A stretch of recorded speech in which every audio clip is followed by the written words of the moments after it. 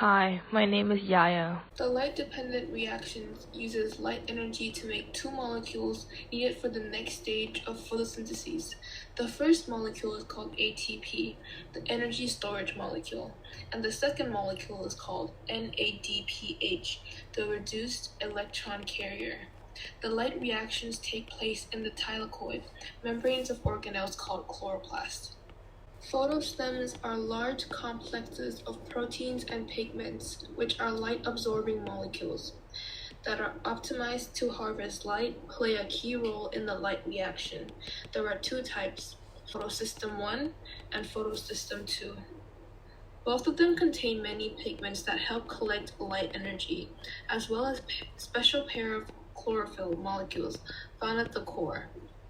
The special pair of photosystem 1 is called P700, while the special pair of photosystem 2 is called P680.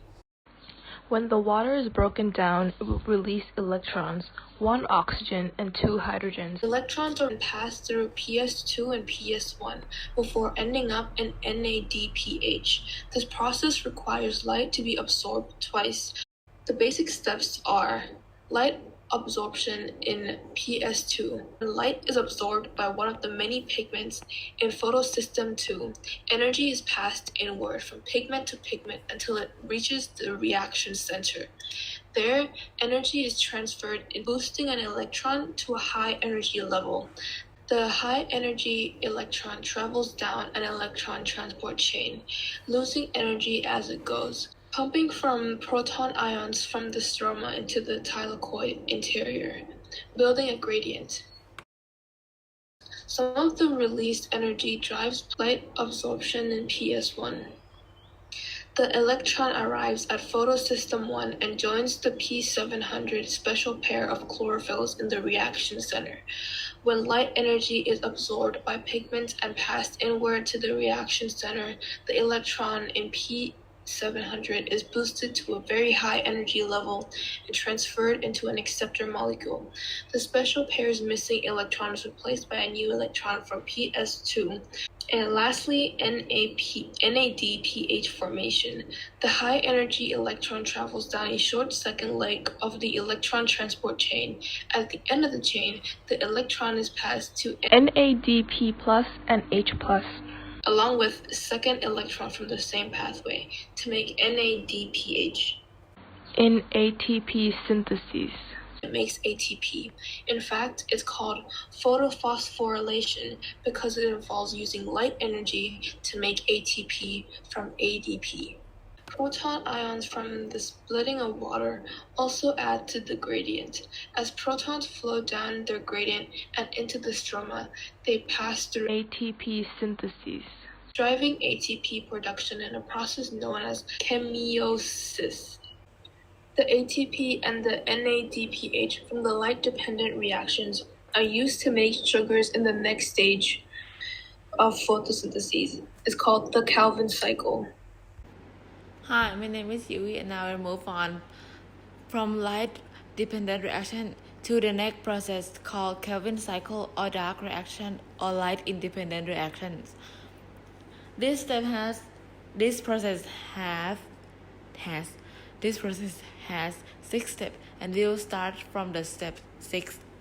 As you can see that here is 3 RUBP, or you can call it as 5 carbon sugar.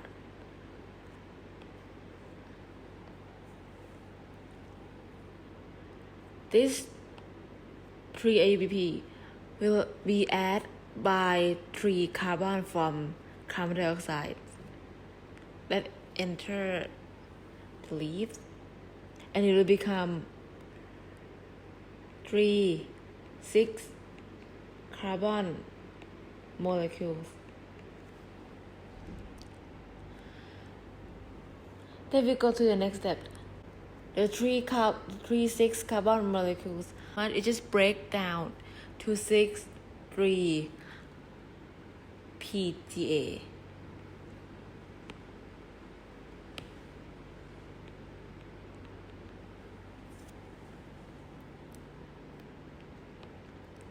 from this 6,3 PGA to move on to the next step, it changed the form. And when anything's changed the form, it need something to help it change. In this process, in this step, is need 6 ATP and 6 NADPH. These come from the light-dependent reaction. So the Kelvin cycle cannot occur without the light reaction. After ATP being used, it will become ADP plus P and will return back to the light reaction to become ATP. And also the same as NADPH, it will become NADP plus, and it will go back to the light reaction. For the 6,3 PGA, it will become 6G3P. One of the 6G3P will come out and wait for another G3P to form glucose. And for the rest, the 5 G3P, it will change its form back to REBP. And what I said before, every time it changes the form, it needs energy or something to help it change the form. 5G3P need 3 ATP to change the form back to 3 REBP. So same as the 6 ATP from the step 3. These 3 ATP in step 5 will become ADP plus P, and it will return back to light reaction to become ATP again. And that is all the Kelvin cycle. To sum up, in Kelvin cycle, the product for one cycle, we will get 1 G3P, 9 ADP plus P, and 6 NADP plus. And what is being used in this process is 9 ATP and 6 NADPH from light reaction, and also 3 carbon. Thank you.